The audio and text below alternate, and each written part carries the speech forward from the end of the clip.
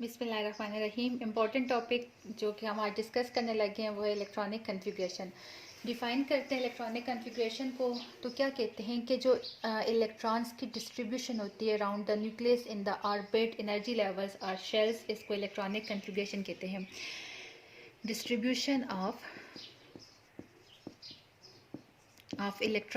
Electrons किस तरह से न्यूक्लियस के गिर्द किस तरह से डिस्ट्रीब्यूट होते हैं, क्या वो एक जगह पे झमघटा बनाते हैं, कौन से शेल के अंदर कितने इलेक्ट्रॉन्स मौजूद होते हैं, किस सीक्वेंस में मौजूद होते हैं, क्या उनकी कैपेसिटी होती है, ये चीज़ें जब हम डिस्कस करते हैं तो इसको इलेक्ट्रॉनिक कन्फिग्रेशन कहा जाता है। इलेक्ट्रॉनिक कन्फिग्रेशन क्या है? This is the distribution of the electrons around the nucleus in the orbits or the shells. This is called electronic configuration. Electrons जो हैं वो हमारे पास अभी भी हमने देखा कि अब एक स्ट्रक्चर ड्रा कर देते हैं। हमारे पास ये एक न्यूक्लियस है जिसके गिर्द ऑर्बिट्स हैं। ये ऑर्बिट्स, इनके अंदर इलेक्ट्रॉन्स मौजूद हैं, ठीक है। इसका ये नंबर, इसके जो शेल्स हैं, शेल्स का नंबर होता है 1 2 3 4 5 6 7 अप टू सो ऑन। जबकि जो शेल्स के नेम्स होते हैं वो होते हैं KLMNOPQ देन सो ऑन। हमारे पास एक फार्मूला होता है जिसके ज़रिए, अब देखिए ये हमारे पास के शेल है, हमें नहीं मालूम कि इस के शेल के अंदर हम कितने इलेक्ट्रॉन, देखिए मैंने अभी फिल वर्क सब में एक एक इलेक्ट्रॉन डाला हुआ है, लेकिन कितने इलेक्ट्रॉन आएंगे इसको कैलकुलेट करने के लिए हमारे पास एक फार्मूला होता है जो होता है 2n²। n के अंदर हम नंबर ऑफ शेल को डालते हैं, like this is first shell, this is second shell, third shell. जब हमने फर्स्ट शेल के लिए नंबर ऑफ इलेक्ट्रॉन्स कैलकुलेट करने हैं तो इसको हम कैलकुलेट करने के लिए यहाँ पे फर्स्ट शेल है तो यहाँ पे n की जगह पे 1 पुट करेंगे, 2 अपनी जगह पे रह जाएगा, n की जगह पे 1 करेंगे, इसका स्क्वायर लेंगे तो ये इक्वल हो जाएगा 2 × 1 = 2। इट मीन्स कि फर्स्ट शेल के अंदर 2 इलेक्ट्रॉन्स, यहाँ पे एक इलेक्ट्रॉन नहीं होगा बल्कि एक और इलेक्ट्रॉन भी होगा, के शेल के अंदर 2 इलेक्ट्रॉन पाए जाएंगे। सेकेंड शेल की बात करते हैं तो यहाँ पे 2 के साथ इस n की जगह पे 2 डाला जाएगा, जिसका स्क्वायर लेंगे तो ये हो जाएगा 2 × 2 2 = 4, तो 4 2 = 8। इट मीन्स कि सेकंड शेल के अंदर 8 इलेक्ट्रॉन्स आ सकते हैं। इसी तरह से अगर थर्ड शेल की बात करते हैं तो यहाँ पे 2 के साथ 3 का स्क्वायर लिया जाएगा, क्योंकि हमारे पास शेल का नंबर 3 चल रहा है और n की जगह पे हमेशा नंबर ऑफ शेल को पुट किया जाता है। ये हो जाएगा हमारे पास 2 × 9 = 18। तो इट मीन्स कि सेकंड शेल के अंदर 8 इलेक्ट्रॉन्स हैं, 2 3 4 5 6 7 8। सेकंड शेल के अंदर 8 इलेक्ट्रॉन्स आते हैं, देन क्या आ जाते हैं 18 2 4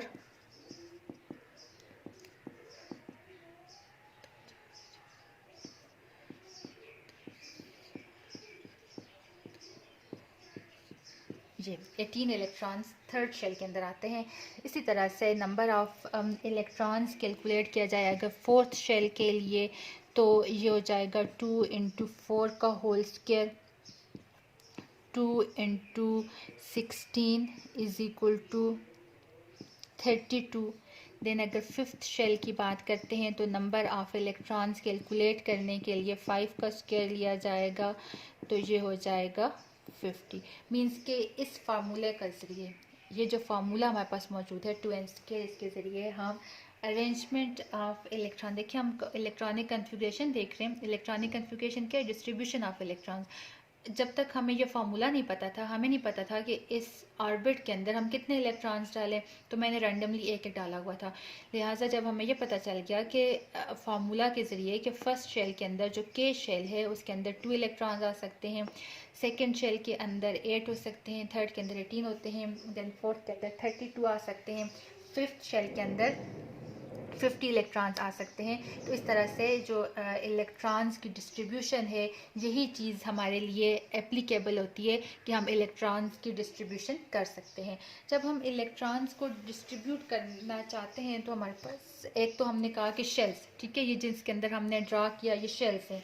शेल को अगर डिफ़ाइन कर दिया जाए तो शेल क्या होता है, ये एक स्पेसिफिक ऑर्बिट होता है। स्पेसिफिक शेल क्या है, फिक्स्ड शेल को डिफ़ाइन करते हैं। शेल क्या है, फिक्स्ड सर्कुलर पाथ होता है जिसके अंदर इलेक्ट्रॉन्स और रिवॉल्विंग, ठीक है, और शेल को रिप्रेजेंट किया जाता है with this letter small n. देखिए यहाँ पे भी हमने पुट किया फार्मूला के अंदर के 2n², तो n को जो एनर्जी लेवल होता है, ऑर्बिट होता है, उसको रिप्रेजेंट करने के लिए n यूज़ किया जाता है।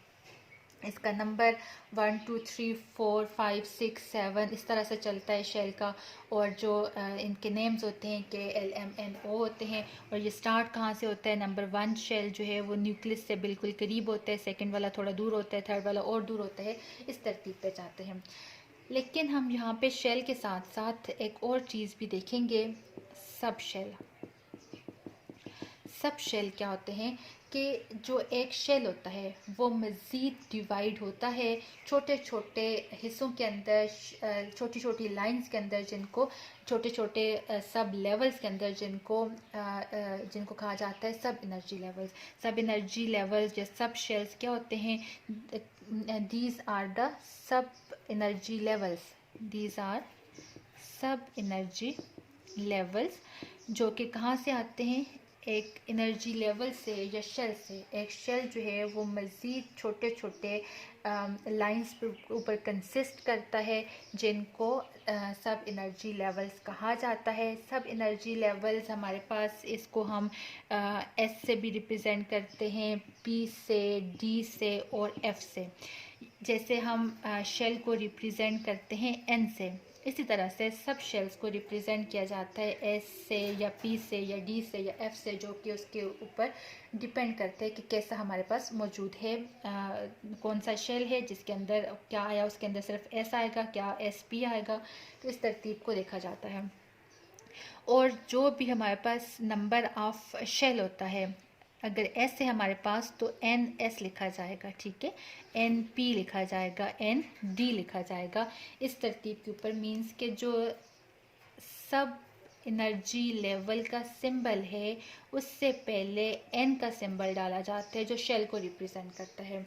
लाइक शेल्स की नंबरिंग हमारे पास आती है 1 2 3 4 5, यही हमने पढ़ा ना कि शेल्स की नंबरिंग क्या आती है, 1 2 3 4 5 6 7। लाइक हम एन की वैल्यू 1 2 3 4 5 इस तरह से डालते हैं। इसके साथ ये क्या है, एन है, ठीक है। एन को पहले लिखा जाता है, उसके बाद इन सिंबल्स को लिखा जाता है। लाइक एस लिख दिया जाएगा, यहाँ पे पी लिख देते हैं, ठीक है, डी लिख देते हैं, एफ लिख देते हैं, इस तरह से एस लिख देते हैं। तो ये इसको हम पढ़ेंगे 1S 2P 3D 4F 5S, means के फर्स्ट शेल है और सब शेल उसका एस है। ये थर्ड शेल है और सब शेल डी आ रहा है इसका। F4 जो है वो शेल है और F उसका सब शेल आ रहा है। 2 जो है वो शेल है, P उसका सब शेल आ रहा है। तो यूँ हम इनकी इलेक्ट्रॉनिक कन्फिग्रेशन के अंदर शेल्स के अंदर इलेक्ट्रॉन्स को रखते हैं, फिर सब शेल्स के अंदर देखते हैं कि कौन से सब शेल के अंदर इलेक्ट्रॉन्स आ रहे हैं, और इनके नेम्स जो हैं वो स्पेक्ट्रोस्कोपी के ज़रिए इनके जो टर्म्स हैं वो ली गई हैं। एस का मतलब है, एस इज़ मीन्स शार्प, ठीक। P stands for principal, then D stand for diffused and F stand for fundamental. इसी की बेस के ऊपर हम यहाँ पे इसकी शेप्स, एटम की जो इलेक्ट्रॉन्स होते हैं, प्रोटॉन्स होते हैं एटम के अंदर, उनकी हम इलेक्ट्रॉन्स की डिस्ट्रीब्यूशन देखते हैं, उनकी शेप्स भी इसी से आती हैं। इसके साथ ही हम ये भी देखते हैं कि जो एस सब शेल होता है उसके अंदर सिर्फ 2 इलेक्ट्रॉन्स होते हैं। कितने इलेक्ट्रॉन्स आ सकते हैं, ओनली 2 इलेक्ट्रॉन्स। क्यों 2 आते हैं, मतलब कि जैसे हम यहाँ पे कैलकुलेट करते हैं कि फर्स्ट ऑर्बिट के अंदर 2 इलेक्ट्रॉन्स आएंगे, सेकंड के अंदर 8 आएंगे, 18 आएंगे, 32 आएंगे, 50 आएंगे। इस तरह से जो सब शेल आएगा उसके अंदर भी 2s के अंदर 2 इलेक्ट्रॉन्स ऑक्युपाई हो सकेंगे। यहाँ पे इलेक्ट्रॉन्स का नंबर 6 हो सकता है।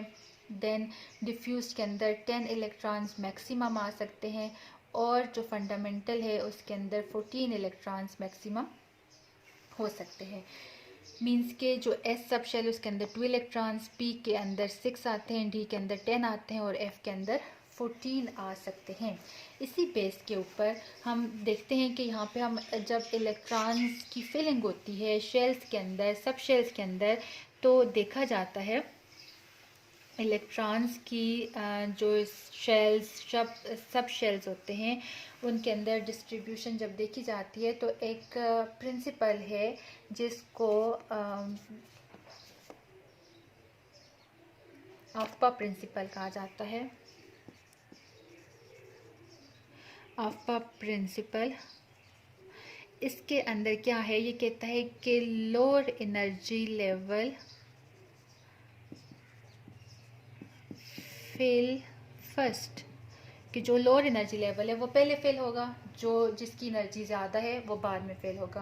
आफ्पा प्रिंसिपल को एक्सप्लेन करने के लिए देखिए हम एक छोटा सा टेबल टाइप चीज़ बनाते हैं। हमारे पास जो देखिए हमने अभी डिस्कस किया था शेल, जिसको हम किसी भी नंबर से रिप्रेजेंट करेंगे, ठीक, किसी इंटीजर से रिप्रेजेंट करेंगे। ये फर्स्ट शेल हो गया, ये सेकंड शेल हो गया, ये थर्ड है, ये फोर्थ है, ये फिफ्थ है, ये सिक्स्थ आ गया, ठीक। इसके साथ हम एस लगाएंगे, ठीक, तो ये सब शेल हो गया।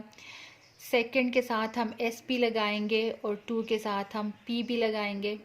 आप भी ऐसे मेरे साथ साथ ऐसे लगा सकते हैं। एस के साथ 3 के साथ हम पहले एस लगाएंगे, फिर 3 के अंदर पी भी मौजूद होगा, 3 के अंदर डी भी मौजूद होगा। ये एस पी डी क्या चीज़ें, दीज आर सब शेल्स। और 1 2 3 4 5 6 ये क्या रिप्रेजेंट करते हैं, ये शेल्स को रिप्रेजेंट करते हैं। 4 पे चले जाएं तो यहाँ पे एस पी होगा, यहाँ पे 4 के साथ पी भी होगा, 4 के साथ डी भी आएगा, 4 के साथ एफ भी आएगा, क्योंकि हमने 4 ही जो हैं वो अभी तक स्टडी किए हैं सब शेल्स, और इन्हीं को आगे इससे मज़ीद आगे नहीं जाते। एस के साथ पी, यहाँ पे हम एस लगाएंगे, 5 के साथ 5 पी हो जाएगा, 5 डी 5 एफ, 6 के साथ एस 6 पी 6 डी 6 एफ। तो इस तरतीब पे लिख लेने के बाद देखें तो स्केल रखें अपने पास और यूं तिरछा इसको लाइन लगाएं। तो इसका मतलब ये है कि जो फर्स्ट जो 1s है वो सबसे पहले फिल होगा। ये आफ्पा प्रिंसिपल की हम बात करते हैं। देखिए इस साइड पे मैं लिख के छोड़ देती हूँ, ये बाद में काम आएगा। 1s, ठीक है, कामा डाल दें, ये ख़त्म हो गया इसका काम। उसके बाद स्केल को रखें तो जो चीज़ कटेगी वो 2p 1s के बाद 2s आ जाएगा। फिर लाइन रखें, सीधी लगाएं तो 3s 2p एंड 3s, ऊपर से नीचे की तरफ एरो लाते हैं तो पहले आ जाएगा 2p, फिर आ जाएगा 3s। फिर इसके बाद नेक्स्ट लाइन खींचेंगे तो ये आ जाएगा 3p, फिर आ जाएगा 4s। फिर इस तरतीब पे जाएंगे तो हमारे पास आ जाता है 3d 4p 5s। Then next आ जाता है इस तरतीब पे, तो देखेंगे 4d पहले आ रहा है, 5p बाद में आ रहा है और 6s उसके बाद में आ रहा है। अब यहाँ पे इसको इस तरतीब पे लाते हैं तो 4f आ जाएगा, 5d आ जाएगा और 6p आता है। देन आ जाता है 5f, इसके साथ 7 वाला भी लिखा जा सकता है, 6d, और फिर लास्ट में पर 6f बच जाता है। तो इस तरतीब के ऊपर हम इलेक्ट्रॉन्स को जो इलेक्ट्रॉनिक कन्फिग्रेशन लिखते हैं तो इलेक्ट्रॉनिक कन्फिग्रेशन हमेशा यही लिखी जाती है।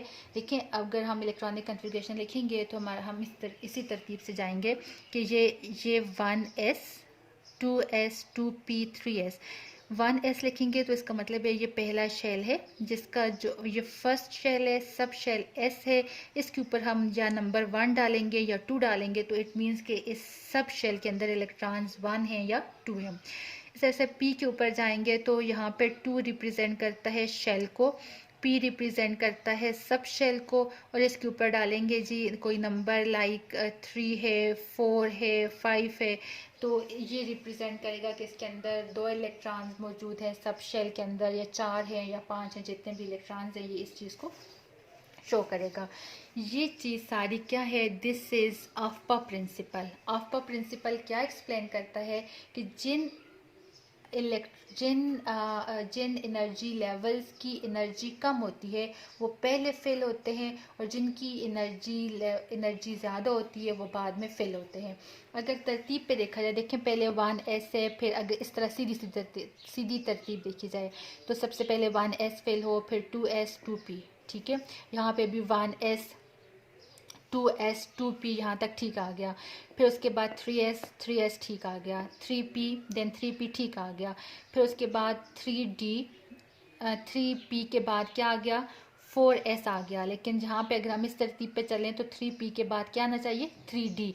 लेकिन आफ्पा प्रिंसिपल ये कहता है कि जो 3d है उसकी एनर्जी ज़्यादा है, जबकि जो 4s है उसकी एनर्जी कम है, लिहाजा 3 के शेल को कंप्लीट होने से पहले ही 4 शेल के s सब शेल के अंदर इलेक्ट्रॉन्स मूव हो जाएंगे, फिर तब 4p आएगा, फिर 5s आएगा। तो इस तरतीब के ऊपर इलेक्ट्रॉन्स की जो एलिमेंट्स उनकी इलेक्ट्रॉनिक कन्फिग्रेशन, यहाँ बुक के अंदर फर्स्ट 18 एलिमेंट्स उनकी इलेक्ट्रॉनिक कन्फिग्रेशन मेंशन है।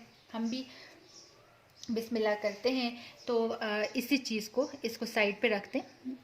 अगर आपको पेपर के अंदर भी कोई इस तरह का मसला हो तो ये जिस तरह से अभी काट के कटिंग करके बताया था, इसी तरतीब को रख के यूँ एक साइड पर छोड़ दें, तो जब भी जो जो इलेक्ट्रॉनिक जिस एलिमेंट की इलेक्ट्रॉनिक कन्फिग्रेशन चाहिए उसके लिए फिल करते जाएं। पहला लेते हैं हाइड्रोजन। हाइड्रोजन के लिए इसका एटॉमिक नंबर होता है 1, ठीक है। हाइड्रोजन 1, इसकी इलेक्ट्रॉनिक कन्फिग्रेशन लिखते हैं तो हमारे पास आ जाता है 1s1, ठीक है। फर्स्ट शेल के अंदर फर्स्ट सब शेल एस सब शेल है जिसके अंदर एक ही इलेक्ट्रॉन आता है, ठीक है। इसके बाद हम हाइड्रोजन के बाद हीलियम के लिए इलेक्ट्रॉनिक कन्फिग्रेशन लिखते हैं जिसका सिंबल H ही है, एटॉमिक नंबर 2 आता है, तो इसको हम फिल करेंगे एज 1s2। अब 1s2 के बाद हमारे पास लिथियम आ जाता है Li, जिसका एटॉमिक नंबर है 3। इसकी इलेक्ट्रॉनिक कन्फिग्रेशन में 1s2 और 2s1। देखिए s के अंदर मैक्सिमम 2 ही इलेक्ट्रॉन आ सकते हैं। अब जो तीसरा इलेक्ट्रॉन आ गया तो वो अगले शेल में जाएगा, ठीक है। ये शेल है नेक्स्ट शेल में मूव करेगा। Li के बाद बेरिलियम पे जाते हैं Be, जिसका एटॉमिक नंबर 4 है, तो देखें ये हो जाएगा 1s2 2s2, ठीक है। ये यहाँ पे s के अंदर मैक्सिमम 2 इलेक्ट्रॉन आ सकते हैं जो कि फेल हो गया। नेक्स्ट आ जाता है हमारे पास जी बोरॉन, जिसका सिंबल B है, एटॉमिक नंबर 5 आता है। इसकी इलेक्ट्रॉनिक कन्फिग्रेशन देखते हैं तो 1s2 2s2, ठीक है। 2 + 2 = 4, और इसके बाद 2p उठाएंगे, ठीक है। 1s भी फेल हो गया और 2s भी हमारे पास यहाँ पे ख़त्म हो गया। अब s के अंदर चूँकि मैक्सिमम 2 ही इलेक्ट्रॉन आ सकते थे, अब इससे ज़्यादा की गुंजाइश है ही नहीं है, इस वजह से हम कहाँ पे जाएंगे, यहाँ पे 2p के ऊपर जाएंगे, तो ये हो जाएगा 2p1, ठीक है। जो ऊपर इसकी जो एक्सपोनेंट्स की जो पावर्स की फॉर्म में लिखा होता है उनको काउंट करते हैं, 2 2 4 1 5। यहाँ पे एटॉमिक नंबर 4 था तो वहाँ तक हमने पूरा करना था 2 2 4 2 1 3, और यहाँ पे था ही 2, तो ये हमारे पास 1s2 हो गया और हाइड्रोजन के लिए 1 आ गया। इसके बाद नेक्स्ट बोरॉन के बाद आता है हमारे पास कार्बन, जो कि 6 एटॉमिक नंबर के साथ है। देन हम कार्बन की बात करते हैं तो ये आ जाएगा 1s2, ये पीछे से सेम ही चलेगा। 1s2 के बाद आ जाएगा 2s2 और 2p, यहाँ पे 1 था, यहाँ पे क्या हो गया 2 होगा, क्योंकि हमने क्या पूरा करना है 6 तक जाना है, 2 2 4 2 6। इसके बाद नाइट्रोजन एटॉमिक नंबर 7 के साथ आता है, सेम आ जाएगा 1s2 2s2 2p हमने 7 तक पूरा करना है तो पी के अंदर 3 इलेक्ट्रॉन्स डालेंगे तो तब 7 इलेक्ट्रॉन्स हो जाएंगे। नाइट्रोजन के बाद ऑक्सीजन आता है 8 एटॉमिक नंबर के साथ। इसकी electronic configuration 1s2 2s2 2p। चूँकि 8 पूरा करना है तो 2 to 4, यहाँ पे 4 डालेंगे तो तब 8 होगा। और p के अंदर हम मैक्सिमम 6 इलेक्ट्रॉन्स डाल सकते हैं, ये हम चीज़ डिस्कस करके आ चुके हैं। ऑक्सीजन के बाद हमारे पास फ्लोरीन आता है एटॉमिक नंबर 9 के साथ। इसकी electronic configuration 1s2 2s2 2p 5 आ जाएगी।